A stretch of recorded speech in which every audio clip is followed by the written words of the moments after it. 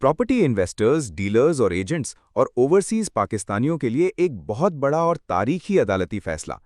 FBR एक property dealer के खिलाफ कैपिटल गेन टैक्स का केस बुरी तरह हार चुका है। मामला कुछ यूं था कि एक प्रॉपर्टी डीलर ने अपने नाम पर एक जायदाद खरीदी और इसे एक मुनासिब वक्त के बाद आगे बेच दिया, जिससे उसे 80 लाख रुपए का मुनाफा हुआ। डीलर ने इसे अपनी टैक्स रिटर्न में कैपिटल गेन के तौर पर डिक्लेयर किया, क्योंकि उसका होल्डिंग पीरियड पूरा था और कानूनन उस पर टैक्स नहीं बनता था।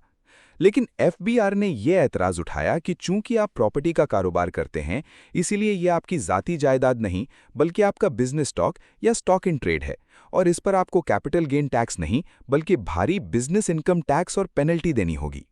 ये मामला जब इस्लामाबाद हाईकोर्ट पहुंचा तो अदालत ने सेक्शन 18 और सेक्शन 37 का गहराई से जायजा लिया और एफबीआर के इस मौक़िफ़ को मुकम्मल तौर पर खारिज कर दिया।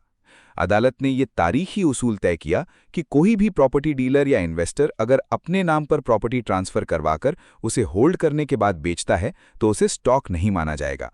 उस पर बाकायदा होल्डिंग पीरियड का कानून लागू होगा, और अगर होल्डिंग पीरियड के मुताबिक वो टैक्स एग्जेम्प्ट है तो एफबीआर उस पर ज़बरदस्ती इनकम टैक्स लागू नहीं कर सकता।